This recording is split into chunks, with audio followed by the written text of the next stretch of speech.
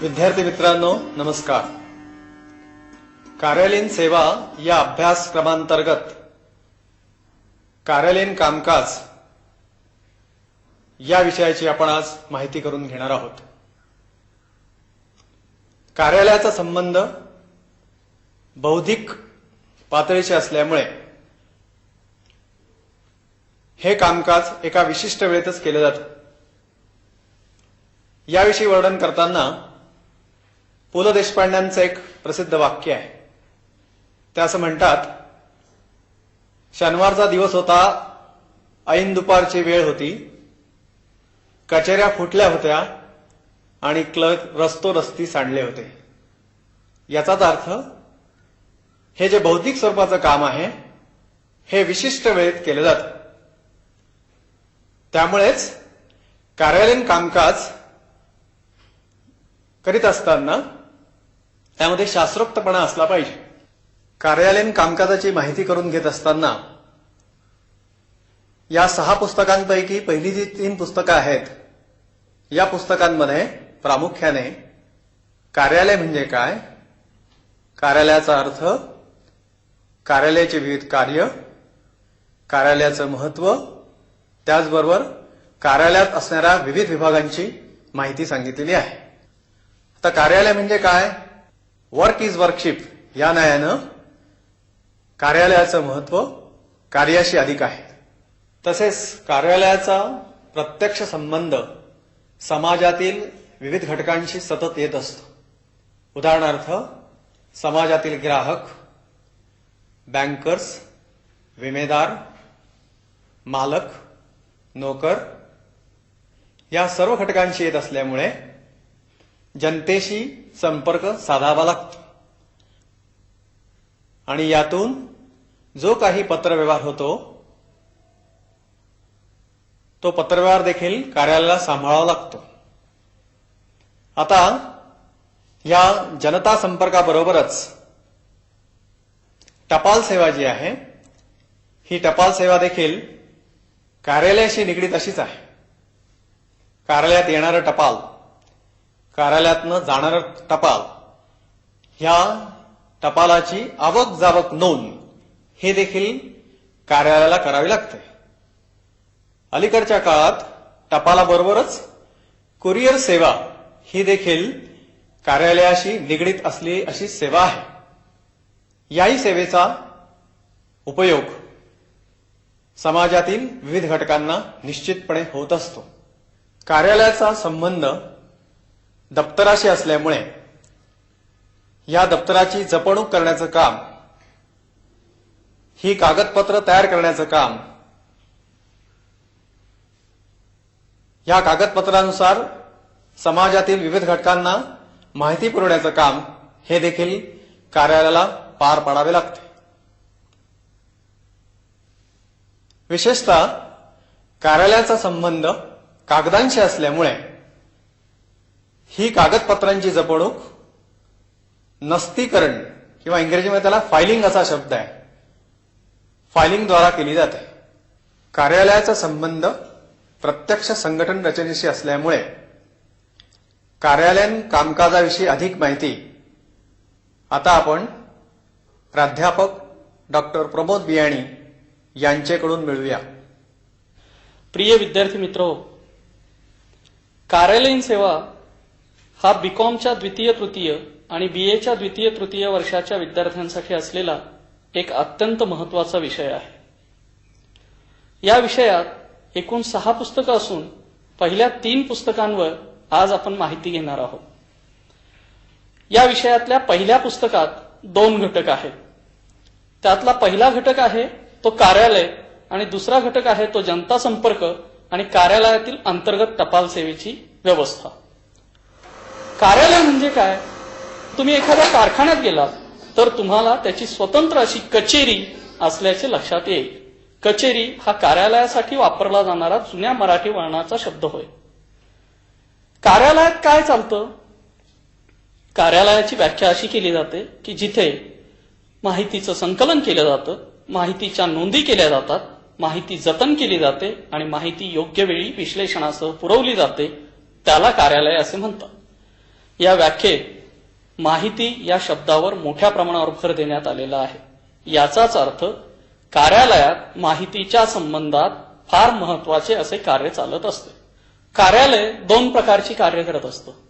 कार्यालयात चालणाऱ्या महत्वाच्या कार्यांना प्राथमिक कार्य असं म्हटलं जातं, तर कार्यालयाची जी इतर स्वरूपाची अनुषंगिक कामे असतात त्यांना दुय्यम कार्य असं म्हटलं जातं. कार्यालयाच्या प्राथमिक कार्यांमध्ये माहितीच्या संदर्भात सर्व कामे चालत असतात, तर कार्यालयाच्या दुय्यम कार्यांमध्ये दळणवळण करणे, जनता संपर्क साधणे, माहितीचे जतन करून ठेवणे वगैरे स्वरूपाची कामे करावी लागतात. टपाल व्यवस्थेचं कार्य हे कार्यालयाचं दुय्यम कार्य असतं. कार्यालयात 2 विभाग असतात. त्यातल्या पहिल्या विभागाला प्रशासकीय विभाग आणि दुसऱ्या विभागाला कार्यकारी विभाग असं म्हणतात. या दोन्ही विभागांतर्गत वेगवेगळी खाती असतात. उदाहरणार्थ जनता संपर्क हे एक खाते आहे. कार्यालयाची जी रचना असते त्या अंतर्गत रचनेलाच इंग्रजीत लेआउट असा शब्द आहे. कार्यालयात खूप कर्मचारी काम करत असतात. कार्यालयात वेगवेगळ्या प्रकारची यंत्रसामग्री वापरली जाते. कार्यालयात स्टेशनरी वापरली जाते. या स्टेशनरीचं व्यवस्थापन योग्य पद्धतीने करून ठेवावं लागतं. कर्मचाऱ्यांना कामाच्या क्रमानुसार आणि कार्यपद्धतीच्या सोयीनुसार बैठक व्यवस्था द्यावी लागते. त्या अनुषंगानेच फर्निचरची मांडणी करावी लागते. जी यंत्रसामुग्री ज्या कामासाठी ज्या कर्मचाऱ्याला हाताळायची आहे ती त्याच्या सोयीने त्याच्या जवळ अशा पद्धतीने ठेवावी लागते. ज्या यंत्रसामग्रीच्या वापरामुळे गोंगाट निर्माण होणार आहे, आवाज होणार आहे, अशी यंत्रसामग्री कर्मचाऱ्यांपासून दूर, गोंधळ होणार नाही, कामात व्यत्यय येणार नाही अशा पद्धतीने ठेवावी लागते. व्यवसाय संस्थेचे समाजातील व्यवसाय संस्थेअंतर्गत असलेल्या वेगवेगळ्या घटकाशी वेगवेगळ्या निमित्ताने संपर्क येत असतो. व्यवसाय संस्थेबाहेर शासन, शासकीय वेगवेगळ्या संस्था, शासकीय अधिकारी, निमशासकीय संस्था, स्थानिक स्वराज्य संस्था, वेगवेगळ्या खाजगी संस्था, व्यापारी, पुरवठादार आणि आपले ग्राहक यांच्याशी संपर्क येत असतो. एवढंच नाही तर समाजात काम करणाऱ्या स्वयंसेवी संस्था, ग्राहक चळवळीसारख्या संस्था या सगळ्यांशी व्यवसाय संस्थेला वेगवेगळ्या निमित्ताने संपर्क ठेवावा लागतो. व्यवसाय संस्थेअंतर्गत व्यवसायाचे स्वतःचे भागधारक, कर्मचारी, कामगार, अधिकारी आणि त्यांची कुटुंबीय यांच्याशी सुद्धा व्यवसाय संस्थेचा वेगवेगळ्या निमित्ताने संबंध येत असतो. या सगळ्यांशी संबंध विकसित करण्याची जी पद्धती आहे त्या पद्धतीलाच जनता संपर्क असे म्हटले जाते. जनता संपर्क राखणे, तो विकसित करणे, वृद्धिंगत करणे हे कार्यालयाचे एक अत्यंत महत्वाचे असे कार्य आहे. आपण आत्ताच असं पाहतो आहोत की व्यवसाय संस्थेला 2 प्रकारचा जनता संपर्क करावा लागतो. एक अंतर्गत जनता संपर्क आणि दुसरा बहिर्गत जनता संपर्क. या दोन्हींची उदाहरणं आपल्याला पाहता येतील. व्यवसाय संस्थेअंतर्गत जे कर्मचारी कार्य करत असतात, कामगार कार्य करत असतात, त्यांच्याशी वेगवेगळ्या निमित्ताने जो संवाद साधावा लागतो त्याला अंतर्गत जनता संपर्क असं म्हणता येईल.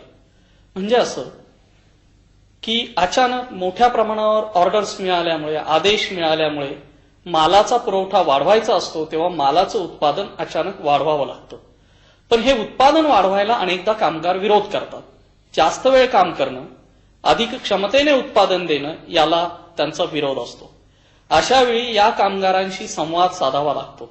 आपण जास्त उत्पादन दिलं तर त्यामुळे व्यवसाय संस्थेचा आणि पर्यायाने भागधारकांचा आणि आपलाही फायदाच होणार आहे हे त्यांना वेगवेगळ्या पद्धतीने पटवून द्यावं लागतं.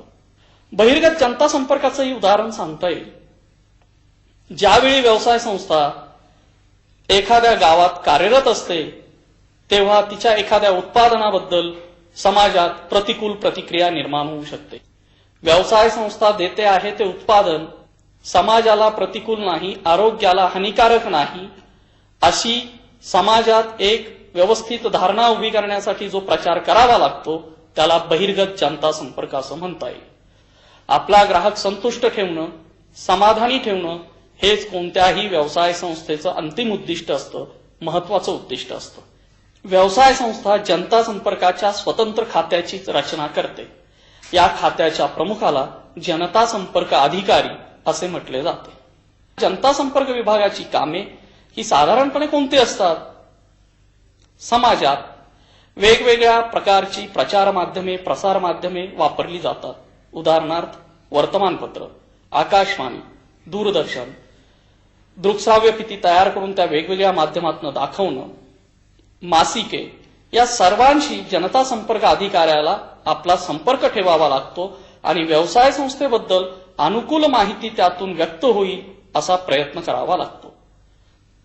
जनता संपर्काचं काम हे कार्यालयाच्या दृष्टीने महत्वाचं असतंच, पण कार्यालयाला लेखी संदेशवहनाचं अत्यंत महत्वाचं काम करावं लागतं. लेखी संदेशवहन म्हणजे काय? जी काही माहिती आपल्याला आदान प्रदान करावयाची आहे ती लिखित माध्यमातून ज्यावेळी व्यक्त केली जाते किंवा आदान प्रदान केलं जातं तेव्हा त्याला लेखी संदेशवहन असं म्हटलं जातं. कार्यालयाच्या अंतर्गत आणि कार्यालयाच्या बहिर्गत अशा दोन्ही बाजूने कार्यालयाला लेखी संदेशवहनाचं काम करावं लागतं. कार्यालयाच्या अंतर्गत जे लेखी संदेशवहन वापरलं जातं त्यालाच अंतर्गत टपाल सेवा किंवा निरोप्याची सेवा, मेसेंजर सर्व्हिस असं म्हटलं जातं. एका विभागातून दुसऱ्या विभागात काही निरोप किंवा कागदपत्र पोहोचवायची असतात तेव्हा एका कागदावर निरोप लिहून तो पाकिटात बंद केला जातो. बंद केलेला हा लिफाफा निरोप्याकडे दिला जातो. निरोप्या ठराविक वेळी त्या विभागात येऊन हे लिफाफे गोळा करतो आणि योग्य ठिकाणी पोहोच करतो. निरोप्याची वेळ आणि निरोप्याचा असा अंतर्गत मार्ग ठरलेला असतो. उदाहरणार्थ सकाळी 11 वाजता तो अ विभागातून तिथली कागदपत्र घेऊन ब विभागात जाईल, ब विभागातून क विभागात, असं करत करत तो 1 वाजेपर्यंत टपाल सगळे गोळा करेल आणि पुन्हा संध्याकाळी टपालाचे वितरणही करत जाईल. अशा पद्धतीने निरोप्याची सेवा अनेक मोठ्या कार्यालयांमध्ये वापरली जाते. कार्यालयाला आवक टपाल यंत्रणा आणि जावक टपाल यंत्रणा उभी करावी लागते. पोस्टातून कार्यालयाला प्राप्त झालेल्या टपालाला किंवा इतरांकडून कार्यालयाकडे आलेल्या टपालाला आवक टपाल असे म्हणतात. आवक टपालाची छाननी करणे, आवक टपाल व्यवस्थित नोंदवून घेणे आणि योग्य विभागाकडे पोहोचवणे याची कार्यपद्धती म्हणजेच आवक टपालाची कार्यपद्धती होय. याउलट कार्यालयातून काही टपाल बाहेर पाठवावं लागतं. कार्यालयातून बाहेर जाणाऱ्या या टपालालाच जावक टपाल असे म्हणतात. वेगवेगळ्या विभागातून जावक टपाल एकत्र करणं, त्याची नोंद करणं, जावक क्रमांक टाकणं, जावक रजिस्टरमध्ये त्याची नोंद झाल्यानंतर लिफाफ्यामध्ये ते बंद करणं आणि हे सर्व टपाल पोस्टात पोहोच करणं ही जावक टपालाची कार्यपद्धती असते. नस्तींचे वेगवेगळे प्रकार असतात. तार हा नस्तींचा सगळ्यात जुना आणि कमी खर्चाचा असा प्रकार आहे. एका मोठ्या तारेला खाली जोडलेला लाकडी ठोकळा असतो. तारेच्या वरच्या भागाला टोकदारपणा असतो. या टोकातून पत्र घालून ते तळापर्यंत नेलं जातं आणि अशा पद्धतीने पत्रांची रचना, पत्र साठवून ठेवली जातात. या पद्धतीचा सगळ्यात मोठा दोष म्हणजे मजकुराला हानी पोहोचू शकते. शिवाय या पद्धतीत पत्र उघड्यावरच असतात. परंतु कमी प्रमाणावर पत्रव्यवहार असणाऱ्या अशा लोकांना ही पद्धत परवडणारी आहे आणि कमी खर्चाची आहे. दुसरी पद्धत जी नेहमी सगळीकडे आपण पाहिलेली असते ती खटका कमानधारिकेची पद्धत. जाड पुठ्ठ्यांची आणि थोडीशी अधिक रुंद अशी ही फाईल असते. यामध्ये असणारा खटका हा अशा पद्धतीचा असतो की खूप दिवसापूर्वी फाईल केलेलं एखादं पत्र जरी काढायचं असेल तर त्याच्यावरचे सर्व पत्र किंवा कागद हे बाजूला काढून टाकावे लागत नाही, तर खटक्यामुळे ते थोडेसे बाजूला सरकून नेमका हवा असणारा कागदच आपल्याला फाईलमधून बाहेर काढता येतो. हा खटका कमानधारिका या फाईलचा सगळ्यात महत्वाचा फायदा होय. फाईलची ही पद्धत बहुतेक सर्वत्र वापरात आहे असे आपणास दिसून येईल. कार्डबोर्ड किंवा पत्रपृष्ठधारिका या पद्धतीच्या फाईल सरकारी कचेऱ्या, ग्रामपंचायती, निमसरकारी संस्थांमध्ये आपल्याला नेहमीच पाहावयास मिळतात. एका जाड पुठ्ठ्याला तळाला लावून त्याच्याच तळाशी एक कापड चिकटवलेले असते.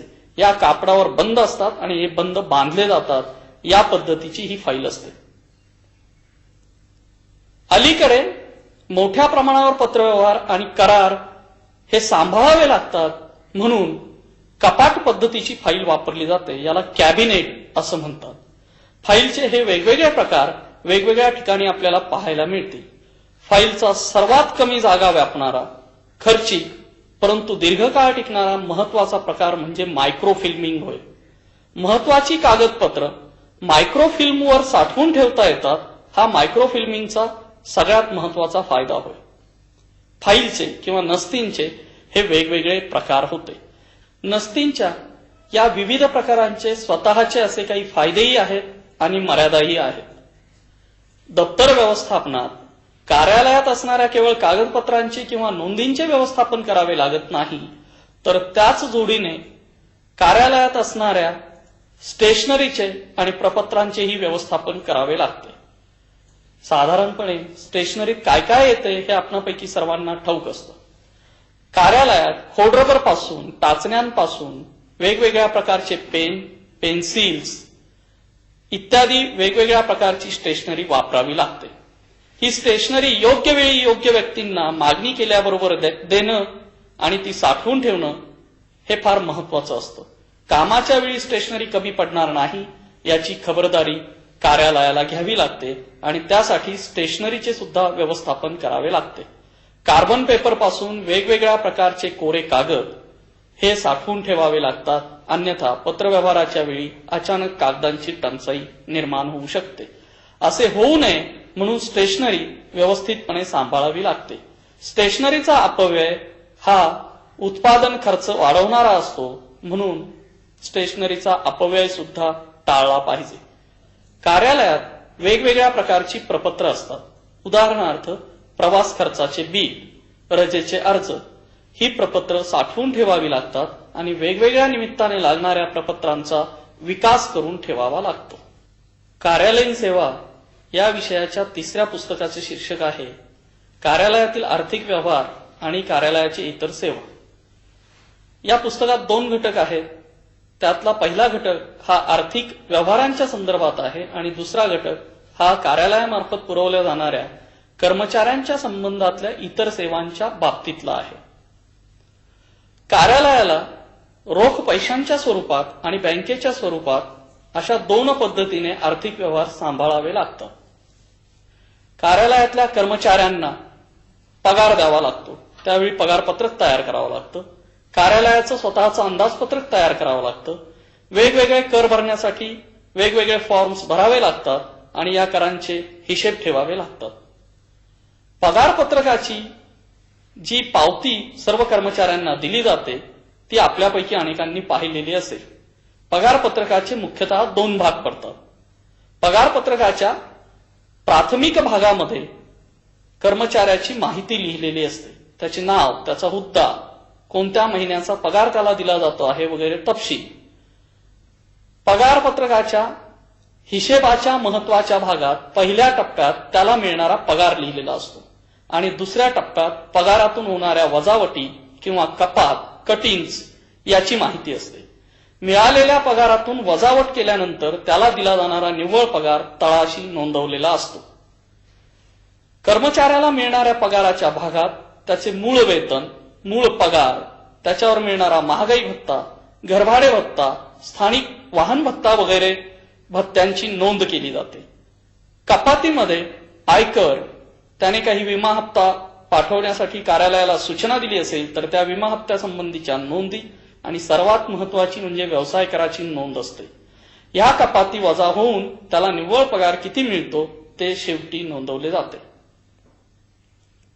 कार्यालयातून विक्री कर भरला जातो. विक्री कर हा राज्याला आणि केंद्राला अशा 2 पद्धतीने, केंद्र विक्री कर आणि राज्य विक्री कर अशा पद्धतीतून द्यावा लागतो. उत्पादन शुल्क, एक्साईज ड्युटी भरावी लागते आणि याबरोबरच विशिष्ट मर्यादेच्या बाहेर उत्पन्न गेल्यास त्या उत्पन्नावर द्यावा लागणारा उत्पन्न कर म्हणजेच आयकर, इन्कम टॅक्स हा केंद्र सरकारला द्यावा लागतो. या संदर्भातले सर्व हिशेब कार्यालयाला ठेवावे लागतात. कार्यालयाला छोट्या प्रमाणावरचे काही खर्च, ज्याला दैनंदिन खर्च म्हणतात, असे खर्च करावे लागतात. हे खर्च करण्यासाठी काही रोकड कॅशियरने स्वतःकडे ठेवलेली असते. चहापान खर्च, टपालासाठी करावा लागणारा दैनंदिन खर्च हा त्यातून केला जातो.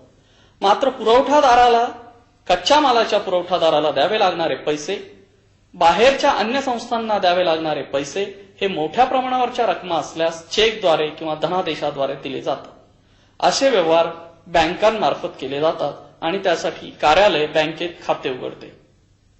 बँकेत 3 प्रकारचे खाते असतात. एक बचत खाते, याला सेव्हिंग्ज अकाउंट म्हटलं जातं आणि आपल्यापैकी अनेकांनी व्यक्तिगतरित्या ते बँकेत उघडलेलं असेल. या खात्यातून एका महिन्यात किती वेळा पैसे काढावेत याच्यावर मर्यादा असल्याने व्यवसाय संस्थांना हे खातं उपयोगाचं नसतं. म्हणून व्यवसाय संस्था करंट अकाउंट, ज्याला चालू खाते असं मराठीत म्हटलं जातं, असे खाते बँकात उघडतात. या खात्यावर अशी मर्यादा नसल्याने व्यवसाय संस्थांना हे खाते उपयुक्त असते. खात्याचा तिसरा प्रकार आहे तो मुदत ठेव खाते. फिक्स टायमिंगच्या संदर्भात फिक्स डिपॉझिट ठेवली जाते, ते हे खाते होय. या 3 प्रकारच्या खात्यातून बँकेमधून व्यवहार केले जातात. पैसे देण्यासाठी चेकचा किंवा डिमांड ड्राफ्टचा वापर केला जातो. डिमांड ड्राफ्ट घेण्यासाठी बँकेत आधीच पैसे भरावे लागतात. मग एक बँक आपल्या दुसऱ्या शाखेला पैसे देण्याच्या संदर्भात एका कागदावर आदेश देते. तो कागद म्हणजे डिमांड ड्राफ्ट होय. हा डिमांड ड्राफ्ट आपल्याला अन्य ठिकाणी पाठवता येतो आणि मग त्या विशिष्ट शाखेतून त्याचे पैसे मिळतात. बँकेत पैसे भरणे आणि पैसे काढणे अशा 2 स्वरूपाचे व्यवहार करावे लागतात. त्या अनुषंगाने येणाऱ्या कामांची माहिती कार्यालयाला असावी लागते, कार्यालयातल्या कर्मचाऱ्यांना असावी लागते. कार्यालयाला स्वतःचे अंदाजपत्रक तयार करावे लागते. अंदाजपत्रकाची एक बाजू विशिष्ट कालावधीत कोणत्या पद्धतीने पैसे जमा होणार आहे हे दाखवते, तर दुसरी बाजू कोणत्या मार्गाने पैसे खर्च होण्याचा संभव आहे हे दाखवते.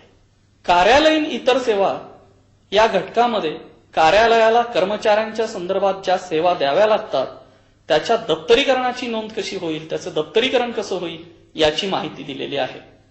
उदाहरणार्थ, कर्मचाऱ्यांच्या व्यक्तिगत धारिका तयार कराव्या लागतात. प्रत्येक कर्मचाऱ्याच्या नावाची स्वतंत्र धारिका केली जाते. त्यात त्याला दिलेले नेमणूक पत्र, त्याच्या शैक्षणिक पात्रतेची कागदपत्र, नोकरीच्या कालावधीत त्याच्याशी झालेल्या पत्रव्यवहारांच्या प्रती साठवून ठेवल्या जातात. कार्यालयाला कर्मचाऱ्यांच्या सेवा पुस्तकाचीही नोंद ठेवावी लागते. सेवा पुस्तक तयार करावे लागते.